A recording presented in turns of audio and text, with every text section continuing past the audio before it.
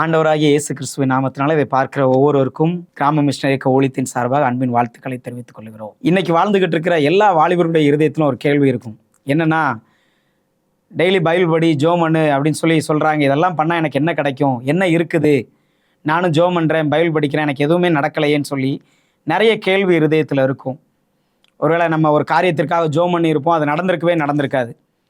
ஜோம் பண்ணி சோர்ந்து போயிட்டு இருப்போம். வாலிபர்கள் மட்டும் இல்லாமல் எல்லாருமே பொதுவாக யோசிக்கிறது என்னன்னா, நம்ம ஜோம் பண்ணுற காரியம் உடனே நடக்கலைன்னா நம்ம ஜெபம் கேட்கப்படலை, நம்ம சரியாக ஜோம் பண்ணலைன்னு சொல்லி ஒரு கில்ட்டி ஃபீலிங் வந்துடும். நம்ம குற்ற மனசாட்சிக்குள்ளாகி நம்ம சரியாக ஜோம் பண்ணலைன்னு சொல்லி சோர்ந்து போயிடுவோம். ஆனால் ஆண்டவர் நமக்கு சொல்லியிருக்கிற வார்த்தை என்ன அப்படின்னு சொல்லி நம்ம வேதத்தில் பார்ப்போமானால், பிரசங்கி 3வது அதிகாரம் 16வது வசனம் தெளிவாக எழுதியிருக்கிறது. அவர் சகலத்தையும் அதினதின் காலத்திலே நேர்த்தியாக செய்திருக்கிறார், உலகத்தையும் அவர்கள் உள்ளத்திலே வைத்திருக்கிறார். ஆதலால் தேவன் ஆதி முதல் அந்த மட்டும் செய்து வரும் கிரியையை மனுஷன் கண்டுபிடியான். ஆண்டுடைய வசனம் நமக்கு தெளிவாக என்ன சொல்லியிருக்கு? அவர் சகலத்தையும் அதினதின் காலத்திலே நேர்த்தியாய் செய்திருக்கிறார். ஒருவேளை நம்ம ஆண்டவர் செய்ய போகிற ஆண்டவர் கிடையாது, செய்ய முயற்சி செய்கிற ஆண்டவர் கிடையாது. இன்னைக்கு என் வாழ்க்கையில் நான் இந்த உலகத்தில் பிறந்தது முதல் இந்த உலகத்தை விட்டு நான் பிரிகிற வரைக்கும் எனக்கு என்னெல்லாம் எனக்கு தேவைப்படுமோ எல்லாத்தையும் ஆண்டவர் ஆயத்தம் பண்ணி வைத்திருக்கிறார். அவர் என்கிட்ட கேட்டு ஆயத்தம் பண்ணுறவர் கிடையாது.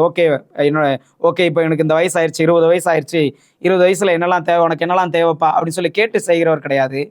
நாம் உலக தோற்றத்திற்கு முன்பாகவே நமக்கு தேவையான எல்லாவற்றையும் அவர் ஆயத்தம் பண்ணி இருக்கிறார். அவருடைய நம்ம படிப்பாக இருக்கலாம், நம்முடைய எதிர்காலமாக இருக்கலாம், நம்ம என்ன லட்சியம் வச்சுருக்கிறோம், நம்ம எதிர்காலத்தில் நம்ம என்ன செய்ய போகிறோம். எனக்கு நிறைய பேருடைய இதயத்தில் ஒரு கேள்வி இருக்கும், நான் எதிர்காலத்தில் என்ன ஆக போகிறேன், என் வாழ்க்கை எதை நோக்கி போய்கிட்டு இருக்குன்னே தெரில, ஏதோ படிக்கிறேன், ஸ்கூலுக்கு போகிறேன், இல்லை காலேஜுக்கு போகிறேன், ஏதோ ஒர்க் பண்ணுறேன், எதை நோக்கி என் வாழ்க்கை போகுதுன்னே சொல்லி சில பேருக்கு இதயத்தில் கேள்விகள் இருக்கலாம். ஆனால் எல்லா கேள்விக்கும் ஒரே ஒரு பதில், அவர் சகலத்தையும் நேர்த்தியாய் செய்திருக்கிறார். அவர் எதையுமே குறைவுள்ளவராக செய்கிறவர் கிடையாது. ஆண்டவர் என் வாழ்க்கையில் இப்படி ஒரு சின்ன தப்பு பண்ணிட்டாரு, நான் இந்த குடும்பத்தில் பிறந்துட்டேன், இல்லை ஆண்டு என் வாழ்க்கையில் சின்ன தப்பு செஞ்சுட்டார், இப்படி ஒரு வேலையில் போய் நான் மாட்டிக்கிட்டேன், இல்லை நான் ஆண்டு ஒரு சின்ன தப்பு செஞ்சுட்டார், இப்படி ஒரு ஸ்கூலில் வந்து நான் மாட்டிக்கிட்டேன்னு சொல்லி நம்ம நிறைய நேரத்தில் நம்ம வாழ்க்கையில் ஆண்டவர் தவறு செஞ்சுட்டான்னு சொல்லி நினைக்கிறோம். கிடையவே கிடையாது. அவர் நேர்த்தியாய் செய்திருக்கிறார். ஆதாமையும் ஏவாளையும் படைப்பதற்கு முன்பாகவே ஆதாமுக்கும் ஏவாளுக்கும் தேவையான எல்லாவற்றையும் அவர் உருவாக்கி வைத்து விட்டார். உருவாக்கி வச்சுட்டு தான் அவங்க அந்த பூமிக்கே கொண்டு வர்றாரு. அவங்கள கொண்டு வந்துட்டு உங்களுக்கு என்னென்ன தேவைன்னு சொல்லி கேட்கிற ஆண்டவர் கிடையாது. எல்லாத்தையும் ஆயத்தம் பண்ணி வைத்திருக்கிறார். ஆனால் அவர் ஆயத்தம் பண்ணி வைத்திருப்பதை நாம் அடைவதற்கு சில பாடுகளின் வழியாக நீங்களும் நானும் நடக்க வேண்டியதாக இருக்கும். ஒருவேளை யோசேப்பு எகிப்து தேசத்துக்கு முழுவதும் அதிகாரியாக மாறணும்.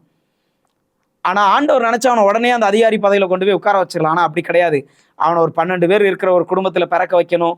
பிறந்து சகோதரர்களால் அவன் வெறுக்கப்பட்டது இல்லாமல் ஒரு குழியில் தள்ளப்பட்டு காசுக்கு விற்கப்பட்டு அங்கே போனால் அங்கே ஒரு பாவத்துக்கு நோ சொன்னதுனால சிறைச்சாலையில் தள்ளப்பட்டு இப்படி ஒரு வாலிபன் தன்னுடைய வாலிபு பிரயாத்தில் என்னென்ன கஷ்டத்தெல்லாம் பார்க்கக்கூடாதோ எல்லாத்தையும் அவன் பார்க்கவும் அனுபவிக்கவும் அவர் அனுபவிக்க செய்தார். அனுபவிக்க செய்ததுனால தான் தன்னுடைய வாழ்க்கையில் எல்லாவற்றையும் அவனுக்கு ட்ரெயின் பண்ணிட்டார். ஒரு எகிப்தில் ஒரு அதிகாரியாக நீ மாறணும்னா அவனுக்கு என்னென்ன ட்ரைனிங் தேவையோ எல்லாவற்றையும் யோசேப்புக்கு கொடுத்துட்டு அவனை அதிகாரியாக கொண்டு வந்து வச்சுட்டாரு. யோசேப்புக்கு கடைசி வரைக்கும் தெரியாது தேவனுடைய திட்டம் என்னன்னு சொல்லி. அதான் வசனம் தெளிவாக போட்டிருக்கு. அதே வசனத்தில் பின்பாகத்தில், ஆதி முதல் அந்த மட்டும் செய்து வரும் கிரியையை மனுஷன் கண்டுபிடியான். உன் வழிகள் என் வழிகள் அல்ல, உன் நினைவுகள் என் நினைவுகள் அல்ல. என்னுடைய வாழ்க்கையில் ஆண்டவர் என்ன திட்டம் பண்ணியிருக்கிறான்னு சொல்லி என்னால் கண்டுபிடிக்க முடியாது. அதே போல தான் உங்கள் வாழ்க்கையில் ஆண்டவர் என்ன திட்டம் வச்சிருக்கான்னு சொல்லி உங்களால் கண்டுபிடிக்கவே முடியாது. ஆனால் அவர் ஒரு திட்டம் வைத்திருக்கிறார். அவர் வைத்திருக்கிற திட்டம் அது தரமானதாக இருக்கும். நம்மகிட்ட இருக்கிற கேள்விகள் எல்லாம் ஓரமாக வச்சுட்டு நம்ம ஒன்றே ஒன்று முடிவு பண்ணிக்கிற வேண்டியதான், எனக்கு தேவையானதெல்லாம் நான் ஆராதிக்கிற ஆண்டவர் நேர்த்தியாய் செய்து வைத்திருக்கிறார்.